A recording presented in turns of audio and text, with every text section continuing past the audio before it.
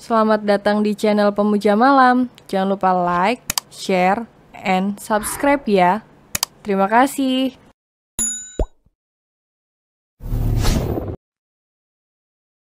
Chapter 8, bingung harus menjawab bagaimana. Rasya tak gentar menggoyangkan tubuh Pandu hingga lelaki itu benar-benar kesal. Apalagi, apa kamu tidak tahu arti kata diam dan tidurlah? Bentak Pandu karena kesabarannya telah habis. Dia membuka selimut dan menatap Rasya dengan sangat tajam.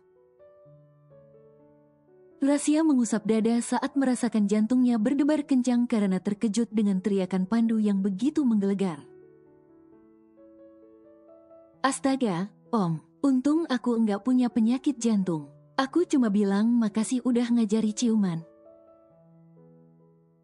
Karena jujur selama ini aku sangat penasaran ciuman tuh kayak apa rasanya. Pandu terdiam sesaat, menatap Rasya dengan sangat lekat. Ini ciuman pertamamu? Tanya Pandu penuh selidik. Ya iyalah, Om, ternyata rasanya manis. Rasya menaik turunkan alisnya dengan bibir tersenyum lebar. Sementara Pandu kembali membisu. Entah mengapa dia merasa begitu bersalah dengan gadis somplak yang saat ini sudah sah berstatus sebagai istri sirinya. Keesokan paginya Rasya sudah bersiap untuk kembali bekerja di restoran Gama. Pandu pun juga sudah bersiap untuk berangkat kerja. Dia bersikap seolah tidak peduli pada istrinya. Tetapi ekor matanya tidak pernah lepas dari gerak-gerik istrinya. Apa kamu akan bilang pada temanmu kalau kita sudah menikah? Tanya Pandu, menatap Rasya yang sedang memakai sepatu. Tidak akan, aku tidak mau merusak nama baik Om dan keluarga Andaksa. Rasya menjawab seolah tanpa beban.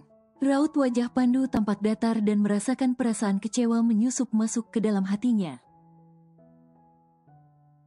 Aku tidak bisa mengantarmu karena ada rapat penting pagi ini. Suara Pandu sedikit lebih lembut dari biasanya.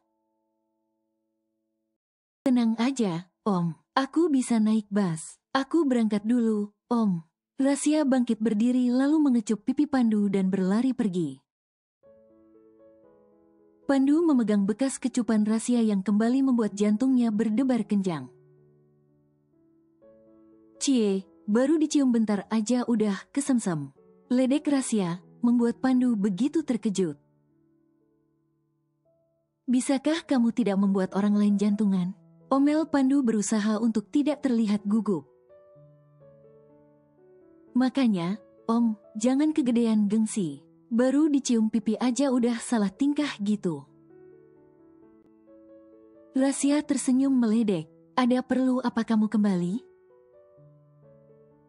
Tanya Pandu ketus. Dia berusaha mengalihkan pembicaraan. Aku mau minta uang jajan, Om. Rasya menadahkan tangan tepat di depan wajah Pandu. Tanpa membuka suara Pandu mengeluarkan dompet.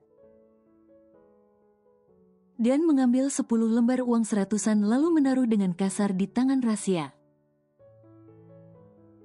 Banyak sekali. Wajah Rasya berbinar bahagia. Pandu yang melihat itu pun hanya tersenyum meledek.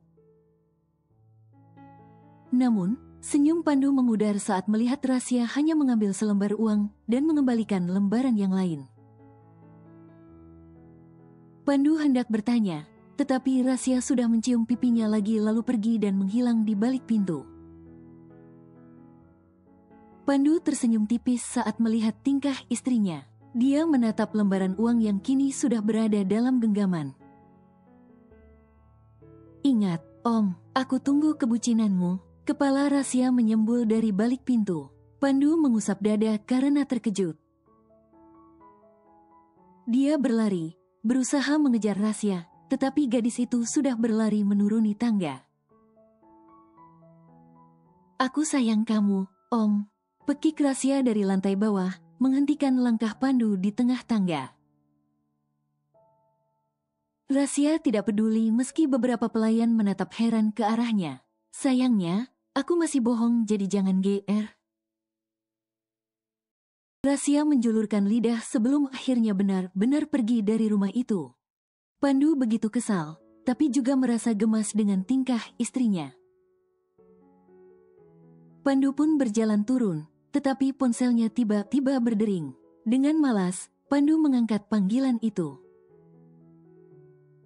Sayang, aku sudah kembali ke Indonesia. Jangan lupa nanti sore jemput aku di bandara. Rasya masuk ke bus untuk menuju ke restoran Gama. Dia duduk di kursi dekat pintu. Bersebelahan dengan pria tampan yang sedang duduk santai dengan memakai headset dan mata terpejam. Rasya terpaku sesaat, menatap lelaki itu dengan lekat. Kulit putih bersih bahkan lebih putih dari dirinya. Rasya pun menyandarkan tubuhnya, ekor matanya sesekali melirik lelaki yang tidak terusik sama sekali.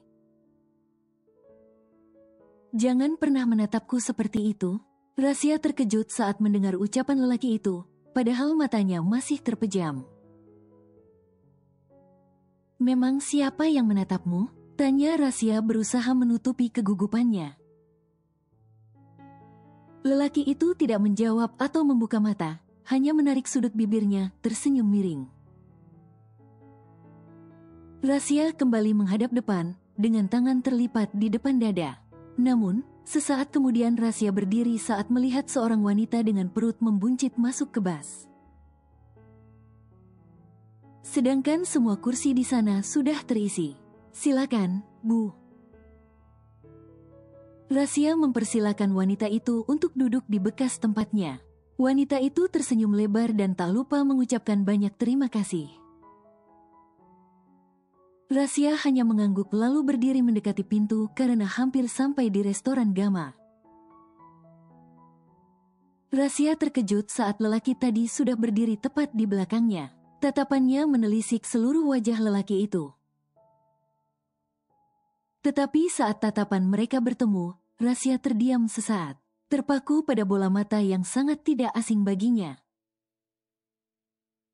Kenapa bola mata dan tatapannya sangat mirip dengan Om Panu? Rasya kembali menatap lelaki itu untuk memastikan. Tetapi tiba-tiba dia mengaduh saat bus tersebut berhenti mendadak dan tubuh Rasya terhuyung ke depan. Bahkan hampir saja terjatuh kalau saja tidak ditahan oleh lelaki itu. Berhati-hatilah. Suara lelaki itu meninggi. Terima kasih. Rasya mengusap lengannya saat lelaki itu sudah melepaskan cekalan tangannya. Setelahnya, Rasya turun dari bus karena restoran Gama tinggal berjarak 20 meter saja. Rasya kembali heran karena saat dirinya turun, lelaki itu mengikutinya. Rasya semakin melangkah lebar untuk menghindar. Rasya masuk ke restoran dan mengembuskan napas lega saat melihat lelaki itu tidak ikut masuk ke restoran. Kamu kenapa? Jantung gue. Pekik Rasya. Dia mengusap dada karena terkejut. Namun, saat tubuhnya berbalik, Rasya hanya mendengkus kasar. Bukan urusanmu, kupikir kamu tidak akan kerja di sini lagi. Sindir Bella. Tangan wanita itu terlipat di depan dada dan menatap sinis ke arah Rasya. Tapi sayangnya aku masih bisa bekerja di sini, jadi maaf aku sudah mengecewakanmu. Rasya berjalan ke ruangan belakang, sedangkan Bella mengepalkan tangan dengan gigi bergemerutuk. Gatra yang melihat kedatangan Rasya merasa begitu bahagia, bahkan senyumnya terlihat mengembang sempurna. Dia tidak menyangka kalau Rasya akan kembali bekerja padanya. Aku senang kamu kembali, Ra. Wajah berbinar Gatra tidak bisa membohongi kalau lelaki itu sedang sangat bahagia saat ini. Karena jujur, Gatra sangat merindukan gadis itu. Iya, Mas. Rasya menjawab, senyum manis menghiasi wajah cantiknya.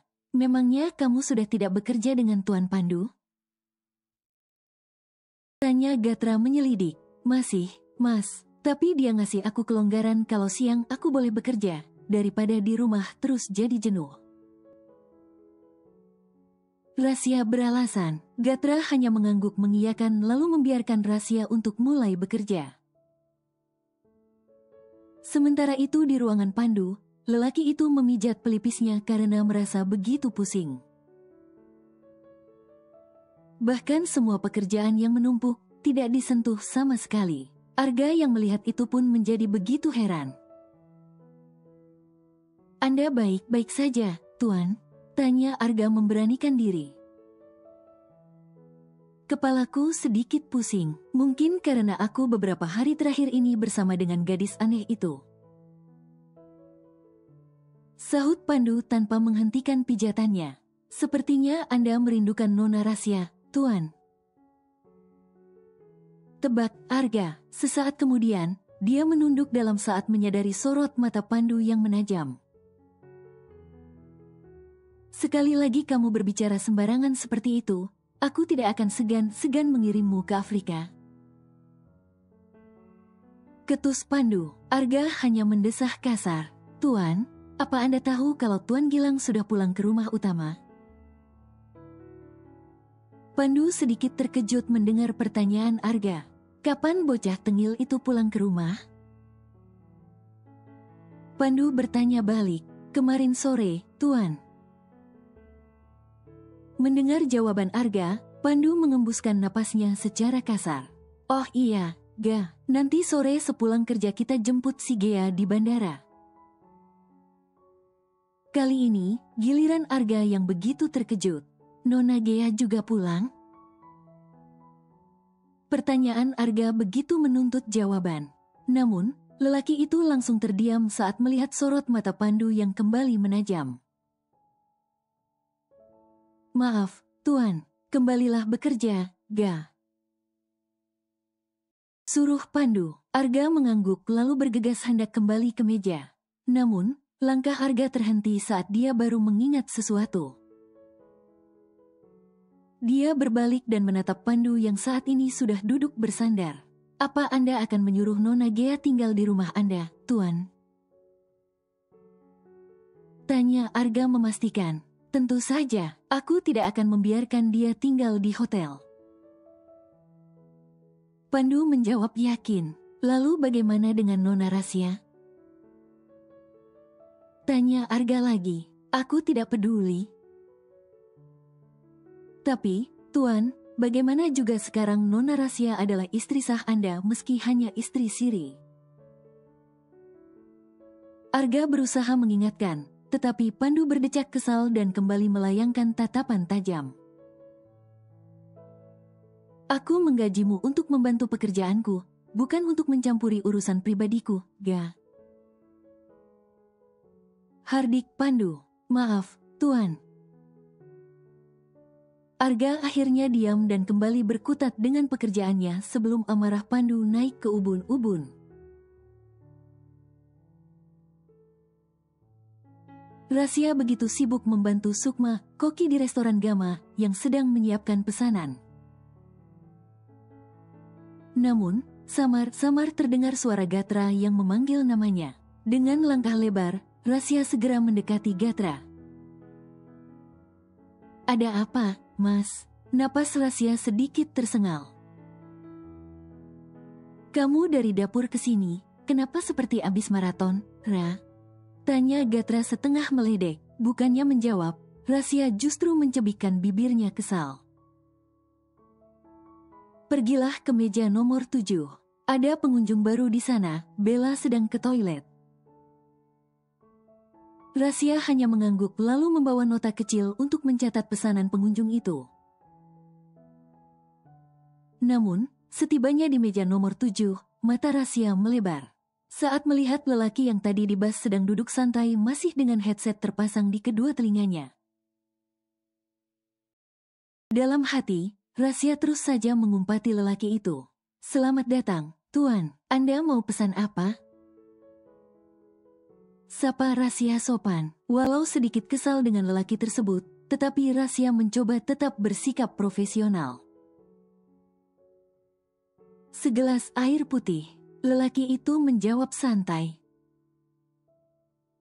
Lainnya, tidak ada. Aku hanya mau beli segelas air putih dingin, jangan pakai es batu. Maksudnya, kupikir kamu bukan gadis yang ber-IQ di bawah 50 alias jongkok. Ledek lelaki tersebut, bibirnya tersenyum miring. Rasya meremas pulpen di genggaman dan mengumpat kesal dalam hati. Andai dia sedang tidak dalam jam kerja, sudah pasti akan mengumpati lelaki itu habis-habisan. Baiklah, Rasya memilih berpamitan sebelum emosinya naik. Melihat punggung Rasya yang perlahan menjauh, kedua sudut bibir Gilang tertarik. Benar-benar gadis yang unik. Tidak sia-sia aku kembali ke sini. Sementara itu, Rasya yang baru sampai di dapur langsung mengomel tanpa henti. Bahkan Sukma hanya bisa diam dan berusaha fokus pada pekerjaannya. Mbak, rasanya pengen aku remes tuh mulut, terus kujadiin bakwan. Sembari mengomel, Rasya mengambil air dingin dari dalam kulkas dan menuangkan ke gelas. Enak kalau jadi bakwan, tinggal bikin sambal kecap doang, Ra. Sukma menimpali dengan berusaha menahan tawa. Rasya mendengkus kasar saat mendengarnya. Tanpa peduli pada kekehan Sukma yang mulai terdengar, Rasya lebih memilih mengantar minuman tersebut. Meski perasaannya mendadak tidak nyaman. Silakan diminum, Tuan. Segelas air putih, tanpa pengte, tanpa pewarna, dan tanpa pemanis buatan. Rasya berusaha menormalkan suaranya supaya tidak terlihat emosi. Cerdik, aku tidak perlu pemanis karena sudah cukup melihat wajahmu yang begitu manis. Gombal Gilang, dasar mulut buaya. Gerutu Rasya, bukannya tergoda, Rasya justru lebih memilih pergi dari sana dan kembali ke dapur untuk membantu Sukma. Gatra yang melihat kekesalan di wajah Rasya pun segera menyusul ke dapur. Dia terkekeh saat melihat Rasya yang sedang mengomel. Kamu kenapa, Ra? Tanya Gatra. Aku sebel sama pengunjung tadi, Mas. Masa iya dia kesini cuma beli air putih doang? Aduh, Rasya masih dengan bibir cemberut. Sudahlah, tidak apa. Bagaimana juga mereka adalah raja bagi kita. Oh iya, Ra, nanti malam kita dinner, yuk. Ajak Gatra, menghentikan kegiatan Rasya untuk sesaat. Ingin sekali Rasya menerima tawaran itu. Tetapi dia ingat kalau dirinya sekarang adalah seorang wanita yang telah bersuami. Lain kali aja, Mas. Aku belum izin sama Om Panu, sahut Rasya. Kenapa harus izin segala? Bukankah dia membebaskanmu? Tanya Gatra penuh selidik. Bagaimana juga aku bekerja sama dia, Mas? Dia memang memberi kebebasan siang hari, hanya berlaku selama jam kerja. Selain itu, aku harus izin lagi padanya. Rasya menjawab tenang supaya tidak ketahuan. Gatra hanya mengangguk mengiyakan lalu bergegas pergi dari sana. Dia sudah paham betul kalau Rasya paling tidak suka ada orang yang terlalu ikut campur urusan pribadinya. Gatra akan berusaha mencari informasi secara diam-diam. Jam sudah menunjukkan pukul 6 sore. Tetapi Rasya baru saja sampai rumah karena dia mampir terlebih dahulu di kontrakan. Untuk melepas rindu dengan para sahabatnya, Rasya ingin sekali menginap di sana, tetapi dia harus meminta izin terlebih dahulu kepada suaminya. Baru saja sampai di pintu utama, gerakan Rasya yang hendak membuka pintu terhenti. Saat melihat mobil Pandu masuk gerbang dan berhenti tepat di depannya, wajah Rasya begitu semeringah dan bersiap menyambut suaminya. Rasya berjalan cepat mendekati mobil itu dan berdiri di sampingnya. Om Pa. Panggilan Rasya terhenti saat pintu terbuka, bukan Pandu yang keluar dari sana. Namun, seorang wanita cantik dengan pakaian yang begitu seksi, rambut pirang digerai juga wajah yang terpoles make up.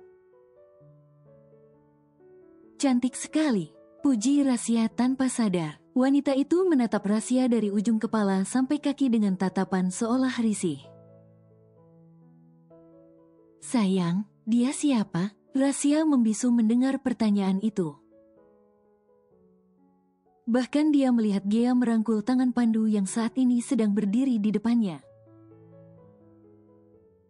Dan lelaki itu tidak menolak sama sekali. Di saat Gea mengulangi pertanyaan karena Pandu hanya diam saja. Rasya segera menangkup tangan di depan dada dan sedikit membungkuk hormat. Saya pembantu baru Tuan Pandu, Nona. Selamat datang. Rasya tersenyum lebar, sedangkan Pandu justru mengepalkan tangan dengan rahang yang mengeras. Sejak kapan? Tanya Gea penuh selidik. Sekitar 2 hari yang lalu, Nona. Kalau begitu silakan masuk, Nona. Rasya bergeser ke samping, memberi jalan untuk mereka masuk. Gea yang masih menggandeng tangan Pandu, segera mengajak lelaki itu masuk. Sedangkan Rasya masih setia berdiri di tempatnya. Nona, kenapa Anda mengaku sebagai pembantu di sini? Tanya Arga setelah Pandu dan Gea tidak lagi terlihat. Bukankah memang dari awal aku di sini sebagai pembantu? Tanya balik Rasya terlihat tenang, tetapi Arga justru merasa tidak enak sendiri. Tapi sekarang Anda adalah istri sah Tuan Pandu. Sudahlah, Kak, kasih aku kunci kamar pelayan. Bukankah ada 1 kamar kosong? Rasya menadahkan tangan di depan Arga yang begitu terkejut. Nona. Suara Arga terhenti saat melihat sorot mata Rasya yang mulai menajam. Dengan terpaksa Arga mengambilkan kunci yang dia simpan. Setelah mengucapkan terima kasih, Rasya segera menuju ke kamar belakang, kamar yang dikhususkan untuk para pelayan di rumah itu. Ketika Rasya membuka sebuah kamar, beberapa pelayan yang sedang berada di belakang pun segera berjalan mendekati nona muda mereka. Tatapan mereka begitu heran, sedangkan Rasya justru menunjukkan senyum lebarnya. Kenapa Anda di sini, Nona? Tanya salah satu di antara mereka dengan penuh penasaran. Di sana sedang ada kekasih Om Panu, dan aku tidak mau ada kesalahpahaman. Jadi, mulai sekarang aku akan tidur di sini. Rasya menjawab seolah tanpa beban, tetapi mereka justru begitu terkejut. Karena yang mereka tahu, wanita yang baru kemarin tinggal di sini adalah istri Pandu alias majikan mereka yang baru. Nona, bukankah Anda? Aku lelah, mau tidur sebentar. Oh iya, aku punya coklat untuk kalian. Rasya membuka tas selempangnya dan mengeluarkan 10 batang coklat dari dalam sana. Banyak sekali, Nona. Wajah mereka tampak berbinar bahagia. Aku menang main kartu sama temen-temenku. Tenang aja, ini halal kok karena kita sama-sama ikhlas. Rasya terkekeh sendiri. Dia menyerahkan semua coklat itu yang langsung diterima dengan sangat antusias. Setelahnya, Rasya segera masuk ke kamar untuk beristirahat. Lama tidak bekerja membuat otot tubuh Rasya terasa begitu kaku. Setelah Gea masuk ke kamar tamu, Pandu segera membersihkan diri dan menunggu kedatangan Rasya. Dia akan memberi perhitungan kepada wanita itu karena sudah berani mengaku sebagai pembantu. Namun, hampir setengah jam menunggu, tidak ada tanda-tanda Rasya masuk kamar, padahal Pandu sudah merasa begitu gelisah. Dengan langkah tergesa, Pandu segera turun dan mencari keberadaan Rasya. Namun, tidak ada. Kegelisahan Pandu pun semakin menjadi-jadi. Dia berjalan ke dapur, barangkali gadis itu sedang makan. Tetapi yang dia temui hanyalah pelayan yang sedang menyiapkan makan malam. "Kalian tahu di mana Nona muda?" tanya Pandu tidak sabar. "Sedang tidur di kamar belakang, Tuan," jawab Isah, salah seorang pelayan. Mata Pandu melebar karena tidak percaya. Tanpa bertanya lagi, Pandu segera berjalan menuju ke kamar milik para pelayannya. Beberapa pelayan yang sedang istirahat pun begitu terkejut melihat kedatangan Pandu karena selama ini jarang sekali Pandu ke sana. Mereka berdiri sejajar lalu membungkuk hormat. "Di kamar mana Nona muda istirahat?" tanya Pandu penuh penekanan. "Di sana, Tuan." Pandu segera melangkah menuju kamar yang ditunjuk oleh pelayannya. Kebetulan sekali pintu kamar tersebut tidak dikunci. Pandu membuka dengan cukup kasar, tetapi dia seketika terdiam saat melihat Rasya sedang tidur nyenyak dengan memeluk guling. Bahkan gadis itu belum ganti baju sama sekali. Pandu berjalan mendekat dan duduk di tepi tempat tidur. Bibirnya tersenyum saat melihat wajah damai Rasya. Wajah cantik tanpa polesan make up. "Kamu cantik kalau diam gini, tapi kenapa kamu selalu membuatku kesal?" Pandu mendecakkan lidah. Kemudian, dia beralih menepuk pipi Rasya untuk membangunkan gadis itu. "Apa sih, Zae? Gue capek banget seharian kerja. Tulangku rasanya mau patah." Rasya menyingkirkan tangan Pandu yang mengganggu tidurnya. Dia belum membuka mata sama sekali. Jadi dia tidak tahu kalau yang membangunkannya saat ini adalah Pandu. "Bangun." Suara Pandu meninggi. Kedua mata Rasya seketika terbuka saat mendengar suara lelaki. Padahal seingatnya di rumah kontrakan hanya ada para wanita. Rasya beranjak bangun, tetapi dia langsung terdiam saat melihat Pandu sudah duduk di dekatnya. Pandangan mata Rasya mengedar dan kesadarannya baru kembali kalau dirinya saat ini sedang berada di rumah Pandu. "Om, aku capek," rengek Rasya, dan itu sangat menggemaskan bagi Pandu. "Kenapa kamu tidur di sini?" tanya Pandu dengan suara tinggi. "Memangnya aku harus tidur di mana lagi, Om?" Rasya menjawab santai sembari memijat pelipisnya karena sedikit pusing. Pandu tidak menjawab, dia terlalu gengsi untuk mengatakan Rasya harus tidur dengannya. "Tidur di kamar Om, nanti kalau kekasih Om tahu gimana? Tidak ada pembantu dan majikan yang tidur dalam satu kamar."